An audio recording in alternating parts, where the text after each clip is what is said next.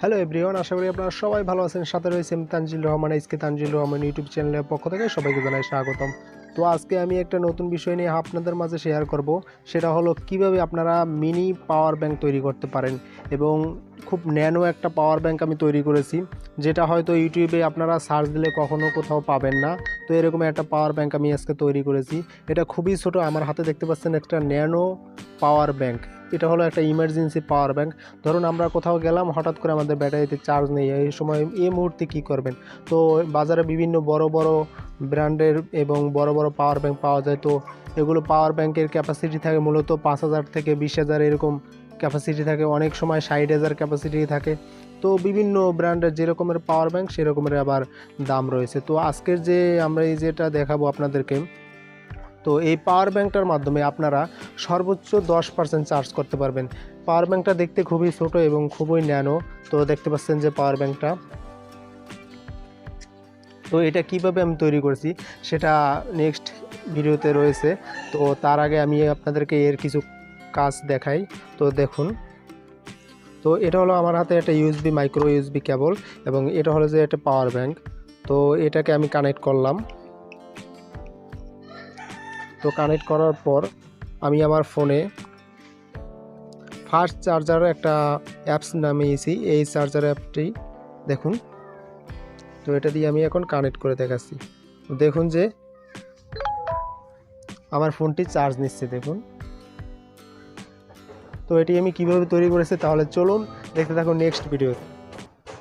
Mini power bank বানানোর জন্য আমাদের প্রথমেই প্রয়োজন হবে এরকমের একটি মিনি চার্জার ইউএসবি কেবল, যেটা কিনা দেখতে পাচ্ছেন আমার হাতে রয়েছে।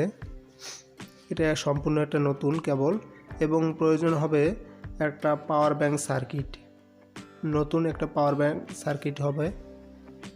তারপর আমাদের প্রয়োজন হবে একটা লিপোলি ব্যাটারি, যেটা কিনা 3 থেকে 5 ভোল্টের মধ্যে। এটা ছোট কিন্তু এর পাওয়ার খুব শক্তিশালী। সার্কিটটিতে কিভাবে কানেকশন দিতে হবে সেটা আমরা এখন দেখাচ্ছি। দেখুন এখানে যে সার্কিটটি রয়েছে, এখানে অপর প্রান্তে বি মাইনাস এবং বি প্লাস রয়েছে। আমরা সার্কিটটি উল্টো করে নেব। উল্টো করে নেওয়ার পর এখন দেখুন এখানে বি প্লাস এবং বি মাইনাস দেখাচ্ছে। তো দুনো সাইডই এক রয়েছে, যেখানে বি প্লাস এখানে পজিটিভ এবং বি মাইনাস এখানে নেগেটিভ। সাধারণত এটা ব্যাটারি, বি মানে ব্যাটারি, ব্যাটারির পজিটিভ সাইডে আপনারা দিবেন বি প্লাসে, আর নেগেটিভ সাইডে দেবেন বি মাইনাসে। তো আমি পজিটিভ সাইডে সোল্ডারিং করে নেব এবং মাইনাস সাইডে সোল্ডারিং করে নেব। একটু সাবধানে করবেন, কেননা ব্যাটারিটি খুব ছোট, আর খুব সাবধানে সহিত এটা কাজটা করবেন।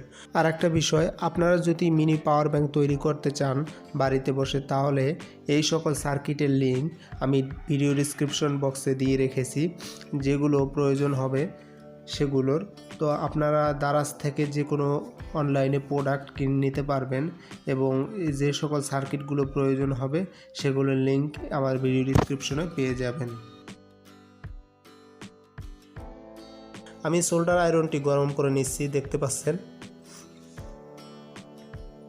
আমার সোল্ডারটি যথেষ্ট গরম হয়েছে। আমি এখন সোল্ডারিং করে নেব।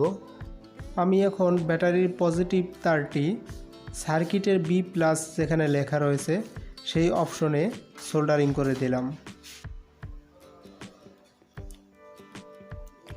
এবার দ্বিতীয় তারটি ব্যাটারির বি মাইনাস যে অপশন রয়েছে সে জায়গায় আমরা সোল্ডারিং করে দেব।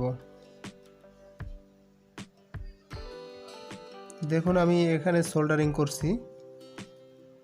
বাস আমার এ তারটি সম্পূর্ণভাবে কানেকশন দিতে পেরেছি।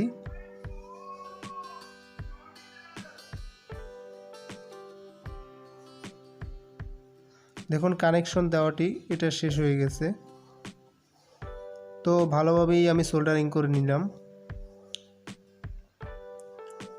একটু সাবধানের সহিত সোল্ডারিং করবেন, কেননা পজিটিভ এবং নেগেটিভ টার্মিনালটি যদি এক হয়ে যায় তাহলে সার্কিটটি নষ্ট হয়ে যাওয়ার সম্ভাবনা রয়েছে।